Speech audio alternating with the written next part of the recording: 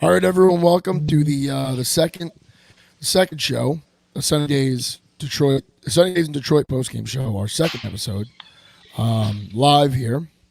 Couple days late, Thanksgiving weekend, a little busy with the family. Paul, we'll start with you. You were at the game. What'd you see? What was the atmosphere like? Yeah, well, happy Thanksgiving to you, even though we, Yep, we happy talked, and Thanksgiving. to everyone out there listening. And I hope they, besides the Lions losing, hey, still got to enjoy the day. Leaving the game, there's some nice puke spots outside the stadium, so I know some people got a little bit in the bag too much, but yeah, I mean, I it's a it's another typical performance to what we saw for 3.5 quarters from the Bears game in my eyes. Pretty disappointing from the first long drive. And yeah, we us as fans is, I mean, I'm not talking about actual like what the Lions are trying to do as a team. The defense are playing, the offense are they're trying to play, but as fans in the stadium, I mean, we try to hold on to every last bit of hope um, during the game, and even when we got within that last touchdown, people were excited. And, even me as a fan, I was thinking, you know what, maybe we're a team of destiny this year. We're going to get this onside kick, even though nobody recovers onside kicks. And I think that's another topic to talk about, because the onside kick needs to be changed, because you have absolutely no chance of recovering it. And I don't know if you need to start lining up an extra guy on one side of the ball. I know they took that away. I know the distance of where guys can run and start and stop. Like it's something needs to change with the onside kick to at least give the odds a little bit more. But I think that what are they converting right now? I think like 5%, 4%, 3%. I don't even know how many teams do it anymore. No, it's bad. Yeah, you got like no Yeah, shot. You know. yeah, So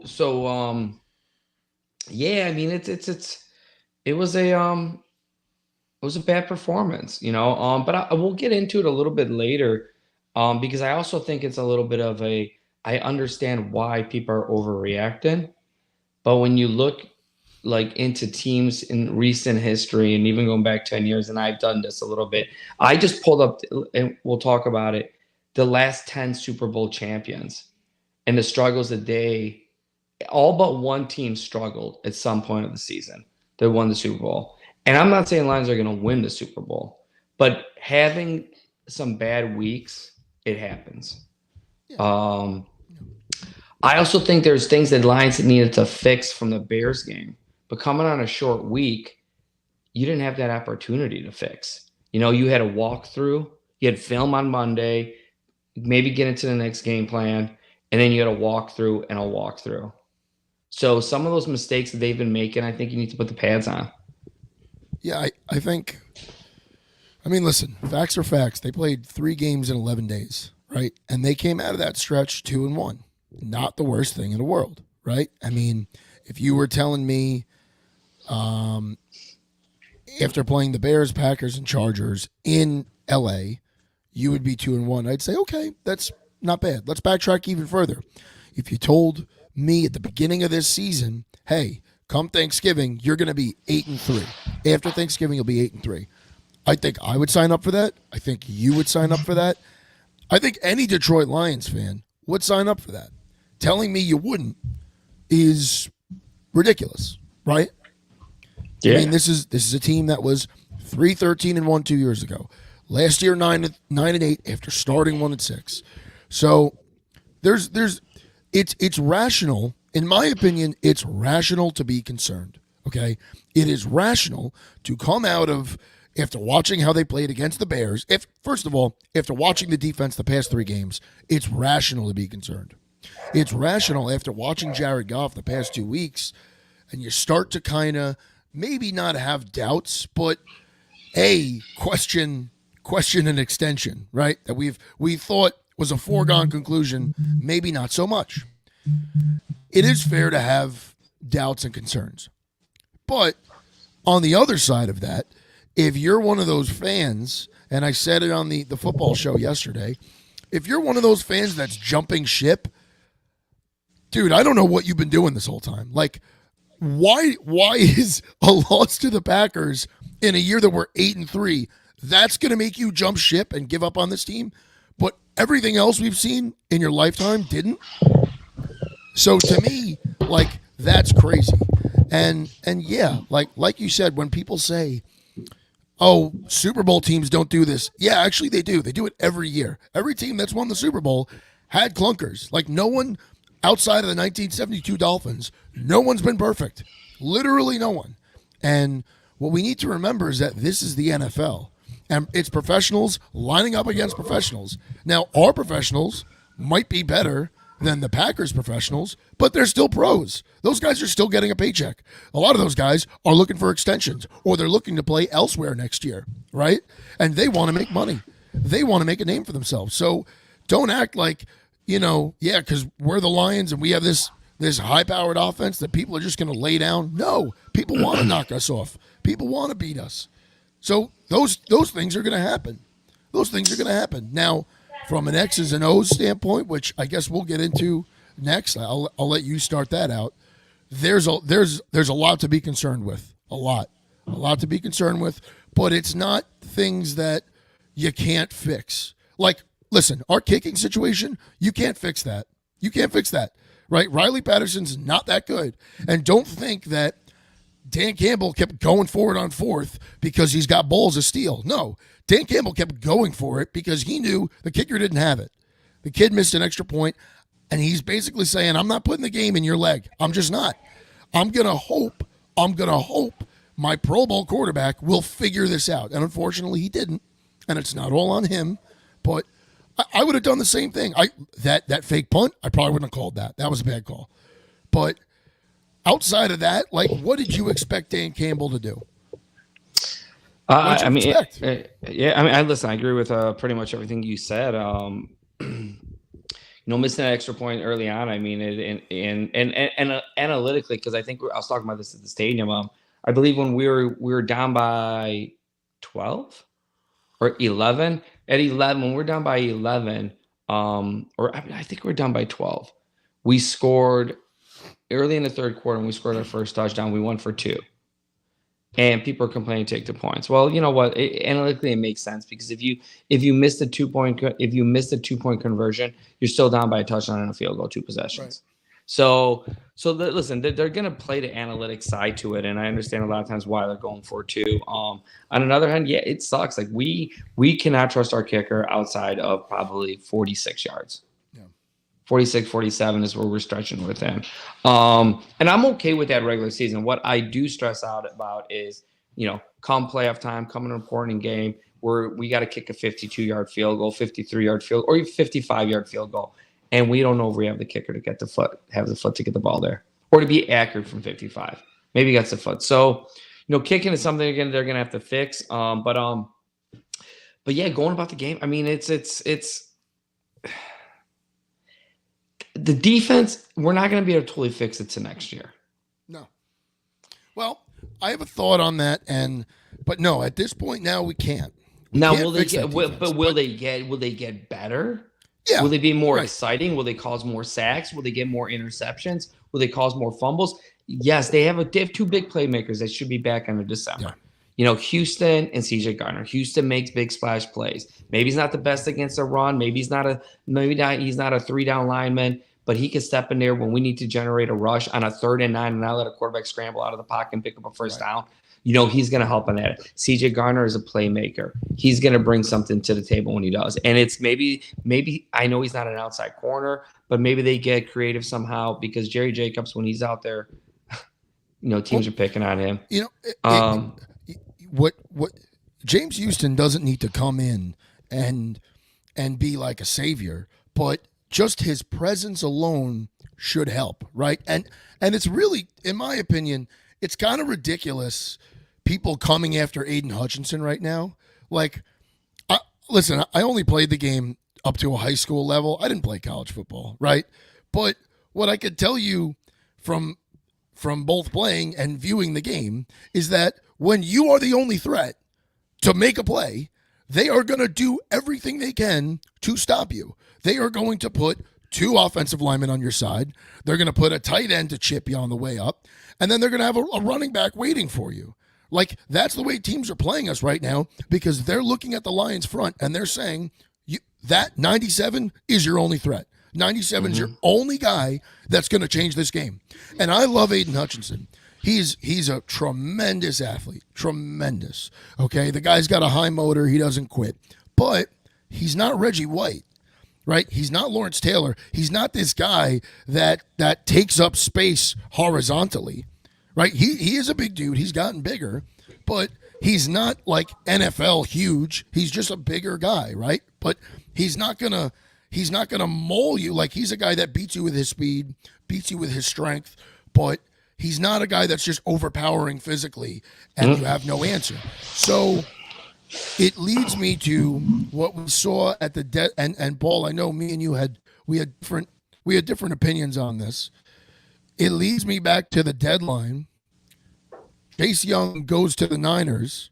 Now, he's only, I believe, recorded 1 sack there. But since he's gotten to San Francisco, 15 sacks. 15 sacks. Yeah. And to me, that's a presence thing. That's just, hey, we can no longer put all of our resources on 97. Now we've got to put some on him too. Because if Bosa don't make a play, Chase Young will.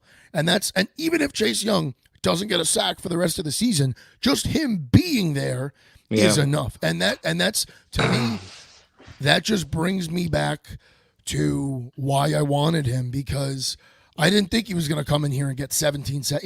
I just thought he could come in and provide a little more help to Aiden, because Charles Harris, I'm sorry, man, that guy, I don't even know if that guy should be on an NFL field anymore. He's useless. Him and Romeo are useless. Him and Romeo. At least Julian makes a play here and there. Romeo he's tits on a bull. There's nothing you could do with that guy. Nothing. Listen, what I'm about to say is not the popular thing the Pie fans want to see here, and I know you don't want to hear it, but I think the Lions are still in a stage of building through the draft. They don't want to give draft sets, and they're still evaluating this team. I still they're evaluating Jared Goff. Is he the future? Yes, they're saying, hey, we're going to work out a deal and all this. But if they really want to hear long term, they would have made that commitment already. I think that we won't know the complete ceiling of an Aiden Hutchinson until Aiden Hutchinson gets that presence on the other side of the line. Yeah. I'm not saying it needs to be a Pro Bowler, but it needs to be a really good defensive end. And Paul, maybe, to your credit, maybe that is James Houston. Maybe once James comes back, Aiden starts getting sacks again, right? Maybe that happens. Maybe. Yep. Or maybe did he continue doing that? And Houston's picking up his 8 sacks in 6 games, like he did last year. He's done it before. So, yeah, all of that. But from me and you talked about it. I said, hey, I don't want to give up anything besides a 4th round pick come draft day. And we won't know if they made the right decision or not the right decision until a year or 2 from now. So that's kind of come playoff. Sorry, I got my little niece here coming in. That's okay. Then all the dogs in too. But yeah. So we won't know until what is that 3rd round pick that we didn't give up to get Houston. What is a Young do for San Fran? And listen, our defense should get better. I compare sometimes like college basketball, the March Madness team. We will not be hopefully better. We should not be the same team we are today after Thanksgiving until who we are in March. One of the most ridiculous things that I hear people talk about, and it pisses me off, well, we peaked early in the year. We haven't peaked. We're analytically for average age per snap. What our average team is out there per snap, who's playing. So I'm talking about the 31-year-old, 32-year-old, a Teddy Bridgewater on the sideline or a long snapper on the sideline per plays. I'm talking about guys who play. We're the 4th youngest team in the league, okay? 4th youngest team in the league. I believe San Fran, and just to show you average roster I just got to open a window. Yeah. Average roster, we're the 10th youngest. So it shows you how much younger we are by our key players who actually play in the game. San Fran, on the other end, I believe is the 31st oldest team. Or no, 31st youngest team. And Eagles were like the 29th youngest team. So they are in a time of their like, you look at their bridge for winning, like And take away quarterbacks. They got 2 good quarterbacks. But you got to make in those trades that they're making. Eagles need to go trade for Bird. You lost in the Super Bowl last year. San Fran, you could have won the Super Bowl the last 3 years in a row. You get a roster good enough. We're just starting to get there. I think that's the other thing too, that like people get too caught up in what they think a Super Bowl team looks like or is, or like I watched the New York Giants 2 times win Super Bowls when they looked almost dead at Thanksgiving. Not dead, but they were not a Super Bowl team at Thanksgiving, right? But they had an electric December, and they carried that into the playoffs. So for us, like you got to get to the dance. No. If you're the Lions, you got to win this division. The wild card is not good enough. You got to win that division, right? I don't care how good the Vikings get. I don't care how good they look. You've got to win this division. That's first and foremost. But once you get to the playoffs, like literally anything could happen. Week in, week out, it changes in the playoffs. Yeah. Players go down. I still believe San Fran wins the playoff game last year in Philadelphia if Brock Purdy doesn't go down. Brock Purdy hurts. Even the year the Eagles won the Super Bowl, they had a bye. Now, they only had a bye because Carson Wentz played, and Carson Wentz played at an MVP level and was the MVP of the NFL that year. But that first week in the first divisional round, after they had their bye, they played the Atlanta Falcons in the playoffs. And Atlanta drove down 4 all the way to the 8-yard line. They had first and goal from the 8, and they threw 2 balls up to Julio Jones. One went right through his arms, the other one he dropped it.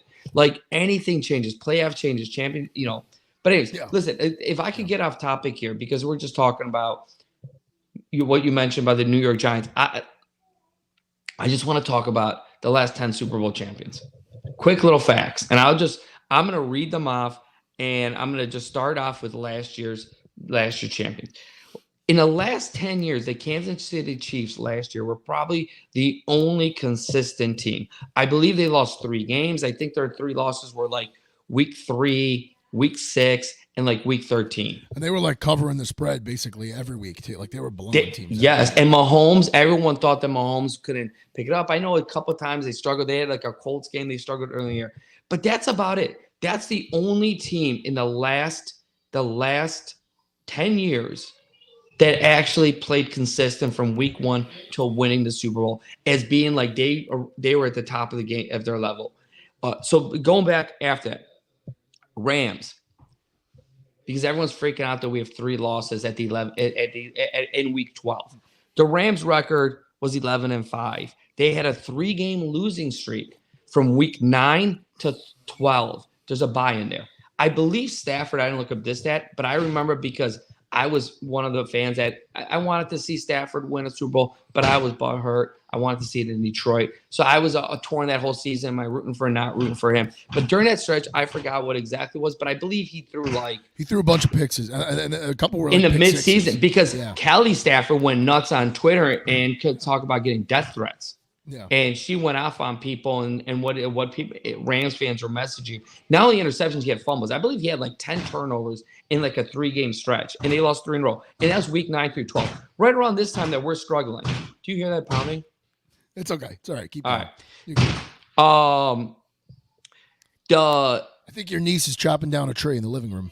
Yeah, she's ready to go to parade. We're going to a little downtown Milford here where I'm at in Detroit, in a suburb outside of Michigan. The year before that, Tampa Bay once again 11-5 team. Both. First of all, Rams didn't even win their division. They lost to San Fran twice that year, and one was the last week of the season for the division, and they ended up winning the Super Bowl. Tampa Bay the week before 11-5. Week 9 through 12. They lost 3 out of 4. Week 9, they lost to New Orleans, Tampa Bay the year, 38-3. They didn't show up. They looked bad. That's a Super Bowl champion team. KC the year before won 12-4. They lost 4 out of 6 games, week 6 through 11. Now they won their last 6 games in a row, and they got hot. The year KC won. Year before that, New England, 13-3. But they went 3-3 in their last 6 games of the season. They weren't playing their best football going into the playoffs. Year before that, Eagles 13-3. Now, Eagles were undefeated, doing great. But you know what? They lost their quarterback. None of their fans. I live there in Philly. My brother's an Eagles fan, and I was literally telling him, like, your season's over. You're done. You're done. Nick Foles is not going to do this. Yes, and they lost 2 out of their last 5 games. They finished the year 2-3. They finished the year 2-5. Year before that, Denver Broncos 12-4, but they lost 4 out of their last 5 games. Yeah. They went 4-5 out of their last 9. Sorry, I read that wrong. They went 4-5. Last one, I got 3 more. New England, the year before that, they went 11-5, but they lost 4. That's the team that lost 4 out of their last 5. Year before that, Seattle lost 3 or 4 midway in the season. Year before that, Baltimore went 1-4 in their last 5 games heading to the playoffs, and they got blown out by Denver at home, and then they beat Denver. So my point is that do I think the Lions will win the Super Bowl? Probably not. Would I love to see it? Yes. Do I agree with you? Anything less than winning a division this year to me at this point is a failure of a season. And honestly, probably I would like to see them win that playoff game, because that playoff game is probably not going to be against a great football team. That'd be against a Seattle, a Minnesota team. I don't want to see Seattle. I'll be honest with you. I've seen way too much. You know what? Tell you the truth, I don't think Seattle's making the playoffs. I actually think the Lions make the playoffs. It's going to be the Rams. Rams have an easier schedule. Seattle has just lost 2 out of 5, and I believe their next 3 games are Dallas, San Fran, and KC. No, Dallas. They just played San Fran. It's Dallas, Kansas City, and another tough team. Stevie Max, one of the big Sunny Days media listeners. Thank you, Stevie, once again tuning in. Just beat the Vikings and you guys are good. I mean, listen, if you sweep the Vikings, then theoretically, like, you could probably win like 1 more game. And if you sweep the Vikings, that would be it. But you don't want it to come down to that, right? Like, what we've got left is New Orleans, Chicago, Denver, Dallas, and then 2 against the Vikings. Obviously, Dallas is in between the 2 against the Vikings, right? That would be 6. Yeah. I'm not missing anything. We got, so our schedule goes New Orleans, Chicago, Denver, Minnesota, Dallas, Minnesota. Right. So if you could come out of that stretch 4-2, any 3-3 takes the division.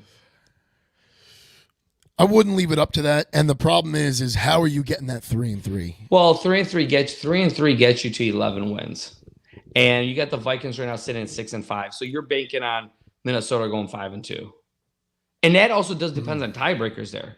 Right, do they lose one to each? I think Minnesota would have to go 5-2 and sweep the Lions. Right. Yeah.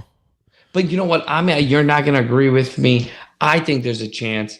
Listen, I truly actually like Chicago in this game this week at home. I like Chicago on Monday Night Football. I do. Against the Vikings? Yes. Yeah, I like them. Think so. I think it's a 2.5-point game. I'm playing Chicago. I sent you what I did with the $400 I won in your poll. And when I tell you that the 400 I turned into 4,800, there was absolutely no logic behind my picks. I was pissed off leaving Ford Field. I just decided to go with both overs. And then I was just shooting for the stars yesterday. That's it. I discovered teasers yesterday, 2 days ago, and I dragged myself out of the depths of hell, and I'm going to ride this fucking wave.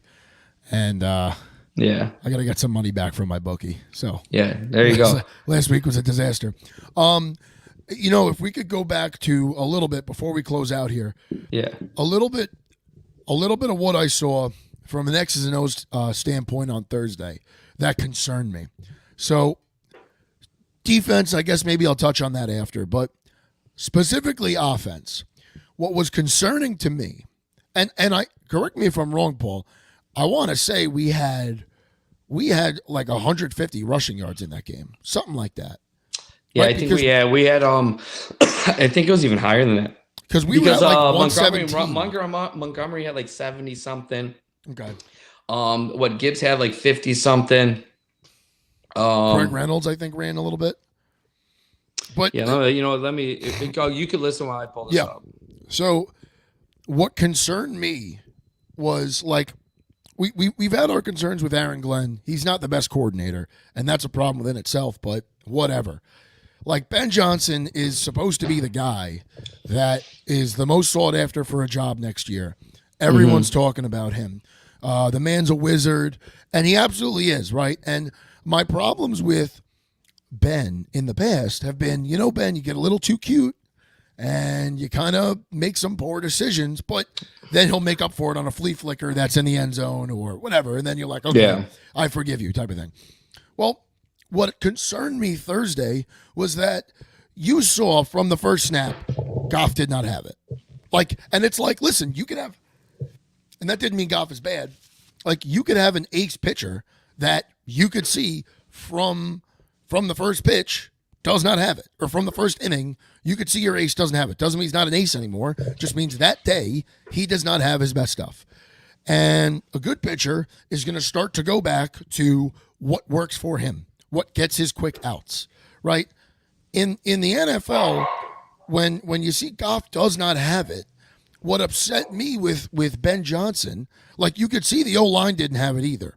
Yeah. And Ben Johnson is still dialing up these plays that require a lot to happen downfield, that require the quarterback to be in the pocket for 4 or 5 seconds. And Jared didn't have 4 or 5 seconds at any point on Thursday, and the run game was working.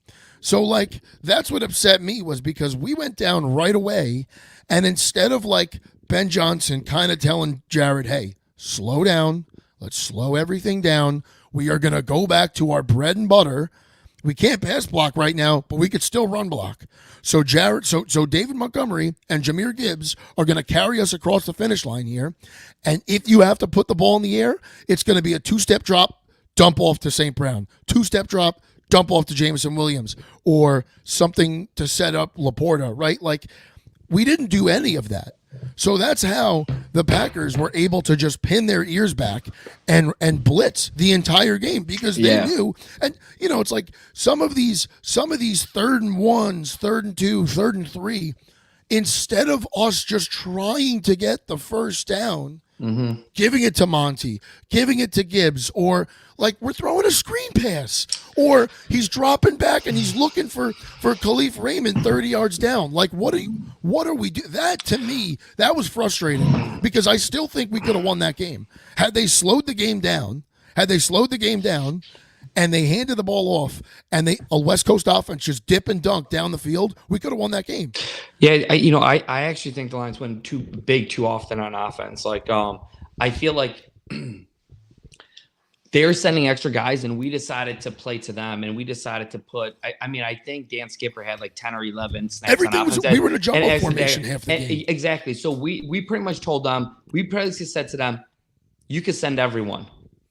The first series that we got, we pretty much, when JMO was out there for the whole entire drive, we went 3 or 4 receivers, multiple running backs on a few snaps, and we went right down the field. We got the ball out quickly, almost like a West Coast offense. Then we went to these jumbo, getting tricky with Dan Skipper. I remember one time I'm like, oh, wow, look, Brock Wright, Jay Mitchell, and Laporta out there. Like, we're pretty much taking our playmakers off the field, our guys who could get open quickly, and deciding to go big. Like, Paul, not to cut you off, but whatever happened to the idea of get the ball out quick and let your playmakers be playmakers? Because every time we did that, Paul, like every time JMO got the ball, it was a 20-yard gain. There was a point in that game when we got down 15. I believe we got the ball. We were down by 12. At that point of the game, listen, I'm not saying on a 3rd and 1 or someone bring in both the linebackers, both tight ends, bring out your extra tackle and do something with that kind of formation. But there was a point where you need to get your best players out there, and that is get Gibbs and Montgomery out there together, line Gibbs up wide, get Jameson Williams, get Laporta, get Amon St. Brown, get Reynolds, and you know what? Spread a team that didn't have Jerry Alexander out there, didn't have their starting safety out there. We're depleted in the backfield, but they're the most healthiest on the D line, and we decided to play to them. Yeah, and that was stupid, because if the minute you start pushing it, like the minute you start getting all those big plays, like that's the worst thing. That's the worst look for a defensive coordinator is big plays, right? Yeah. Like that's what they always want to limit: bend but don't break, right? Every bad defense is bend but don't break. Well, if you had stayed with that process, you would have forced the Packers to not blitz so much, to keep dropping guys into coverage. And then you still could have leaned on your run game. So that's my big thing this week. I want to see Dan take some fucking control because I think he really lets his coordinators do their thing, and that does lead to success 100%. Like Dan is more of a delegator than he is a play caller, and I think I'd rather have that. Right? 10 times out of 10, I'd rather have that. Yep. But I would like to see Dan take some more control and start to say like. And maybe he did, and we just don't know. But like, I want to see Dan take some control this week and kind of tell Ben Johnson if we're playing the Saints and we go down 7 right away, I want him to look over at him and say, "Hey, slow this down. Do what we don't need to cover a spread. You're not interviewing for the Patriots head coaching job right now. You're our coordinator, and right now that's what I need." I need to win games. I don't need to cover spreads. I don't need to be on SportsCenter. I need to win games. Yeah. Right? Go to your bread and butter. Your bread and butter is your bread and butter. Part of the reason Jared has looked so good these past 2 years is that he's got a ridiculous run game to lean back on. Right? Like we could literally, if the Lions want, they could probably win a game and not put the ball in the air once. That's how good this run game is. Yeah. Right? So lean on that. Don't take those risks. Those fumbles from Jared don't happen if you slow the game down and you lean on your run game. Those fumbles don't happen. They happen because a lot was happening at once. Jared kept getting hit. Yeah. So, and I think, to all the people thinking that he's not a turnover machine. This is an anomaly. Jared doesn't do this. Even at Jared Goff's worst, he is still good with the football, conservative with the football. So the turnovers don't concern me as much. I listen. I told myself all year that there's going to be a stretch where Lions are going to look sloppy and not good, and they're going to look like an average football team. And that doesn't mean that's who they are. That just we talked about earlier. Every team goes through that. Every football team goes. Part of the process to becoming good and becoming consistent is going through seasons like this. And this is what the Lions doing. But at the end of the day, listen, since the streak started last year that they've been on since they started 1-6, they won 3 in a row, lost to Buffalo. Won 3 in a row, got smoked by the Panthers. Won 3 in a row, lost to Seattle. Won 4 in a row, got smoked by Baltimore. Won 3 in a row, lost to the Packers. Right. They're being consistent. They're winning 3 out of 4, 4 out of 5 games. I expect the Lions to bounce back against New Orleans. I know we wanted to cover maybe more about that game. I'm pressed against 5. Yeah, let's get in. I'd like to hear what Dan talks a little bit more. He didn't talk too much in the presser. See what he has to say. I think they're going to clean up a lot of things. I expect them to look a lot cleaner. I'm not saying they're going to beat New Orleans. I'm actually excited to watch. They're going to beat New Orleans. They're going to beat New Orleans. But I'm excited to watch them play New Orleans this Sunday. And you know what? I mean, I'm excited to watch New Orleans play against Atlanta this Sunday. All the Lions fans that and there's a couple of them with a lot of followers, guys that I've followed for a long time and really liked for a long time. Like, you're kind of giving up right now. Bring that same energy. Bring that same energy in the playoffs, buddy. Yeah. Right? Don't be that guy at Ford Field. Oh, I always knew. No, you didn't always know it. You didn't always know it. If you were bitching today on Thanksgiving, you didn't always know it. No. Yeah. You can't talk out of both sides. I mean, listen, opinions could change, and that's fine. And you could say that you're concerned, okay. But when you say, like, they have no shot at beating San Fran or Philly, they're not going to go any. Okay, buddy, bring that same fucking energy. Bring that same energy, pal. That's what I say to those fans. If you're looking for instant validation, go pick up knitting or crochet or some other bullshit that makes you feel. I don't know. Go paint with Bob Ross. Like, do that, because pro sports, there's only one happy team at the end of the year. There was one happy team at the end of the year, and odds are it's not going to be your team. So Listen, don't know man, what to tell you. I think I posted some on social media. I can't stand that fan that, when they lose, they're done. They talk negative. They win. I've been a fan for 50 years. I'm the biggest fan. I'm the best. People piss me off, man. There's some kid walking out of the stadium behind me talking about how they're a fraud, and then to his friends, he was trying to give all his logic, and you know what? And for part of me, respecting him because that's what he believed in. And then he finishes off, well, I wouldn't be this mad if I watched it at home and didn't invest in it. You take a risk when you go to a fucking ball game, buddy. Go to a game, yeah. Sometimes teams are going to lose, and it doesn't mean that you're right. Like if the Lions, football wouldn't be fun if you win every week, right? Yeah. It wouldn't be fun if the Lions go to the NFC Championship and they lose 38-35 to the Eagles. You can't sit there and say, "See, I was right." Same old Lion. Like even people today, same old Lions. It's not same old Lions. We're 8-3. We're 8-3 after Thanksgiving. We haven't been 8-3 after Thanksgiving since 1962. Yeah. So enjoy this. Yeah. Enjoy this. Things are really good. No, we watched that Jets game last night. You think Jet fans wouldn't love to be the Lions right now? God, come on. Tim Boyle. Yeah, I had a friend that was like guaranteeing Jets cover yesterday, the spread, and I literally just sent him Tim Boyle's. I was like, do you understand who Tim Boyle's stats are? I'm like, this guy threw one touchdown to 13. I actually don't understand how Tim Boyle is an NFL quarterback. That's a whole different topic. I don't know what Aaron Rodgers, he got him the job in Green Bay to be a backup. He takes him everywhere. I don't understand how that guy is a quarterback in the NFL. But anyways, I was not. I don't want to hold you up here. I know you got to get over I don't want to hold this up, but maybe this just lets people know who I am as a Lions fan. Listen, I will break down the Lions. I will say when they play bad, they play bad. I will, but I don't trash my team. I don't sit and trash them and say, fuck them, they suck, they this, they that, garbage this guy sucks, how they trash J-Mo, and J-Mo's a good kid. You know why I don't trash them? And listen, I'm not saying everyone has to be like me. I was at yesterday celebrating my mom's 71st birthday at a restaurant, and I walked by. The manager of the restaurant goes,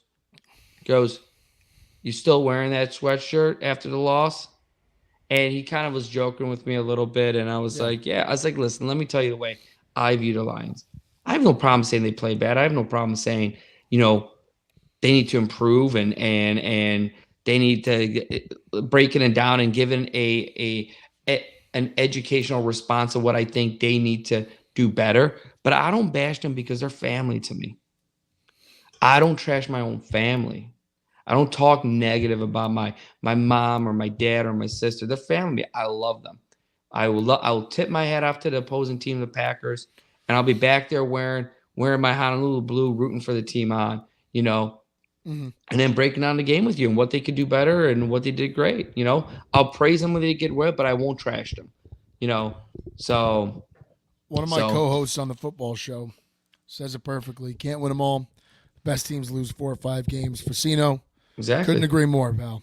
You have the only way you get better is by losing and correcting your mistakes. Right. That's it. Right. You get the attention of your team more. When you lose and you sit there and break film down, then getting the attention when you won by 20 or 30 points and you're sitting there undefeated. So listen, I'm okay with the loss now. Don't get me wrong. Did I want to win? Was I pissed walking out of the stadium? Yeah, I was pissed. But listen, we got a good football team in Detroit. And this isn't the same old Lions. Everything will be okay.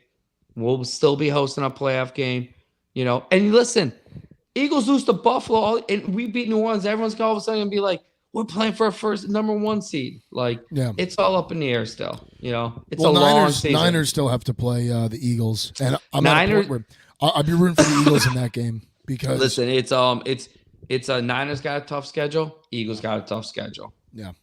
There's a lot of listen. If you're a Lions fan, and you're walking by. There's a lot to root for this Sunday. There's a lot of games going on. Eagles play Buffalo at 4:25. That'd be Buffalo's playing for the playoffs. Yeah. I think that's gonna be a really tough game for Buffalo. Do the Eagles come in a little soft after having a big win and Sirianni saying, "See ya, KC fans"? That guy's a douchebag. He's a douche, but I can't stand him. I get it. Can't stand him. I get it, but I don't get it. You literally just lost to them in the Super Bowl, and you won a a Monday night football game. I understand you want to win the game, but you know what? You also didn't dominate them. No, it was a very sloppy game. I mean, it was raining. It was raining pretty hard, right? Like, I could see, if I'm the coach, I'm like, whew, we got out of here with a W, man. Like, what's his name? Scantling should have he dropped that ball. Like, and that's not the only mistake they made. Like, listen, you win, and that's the most important thing. And they're finding ways to win, and good teams find ways to win. I always said it. Good goalies in hockey get lucky. Listen, Tom Brady said that all the time. To win the Super Bowl, you've got to be very lucky. A lot of things have to go your way to win the Super Bowl, right? Yes. So, hey, listen, let's touch base by Monday, but let's get a quick prediction here. Michigan, Ohio State.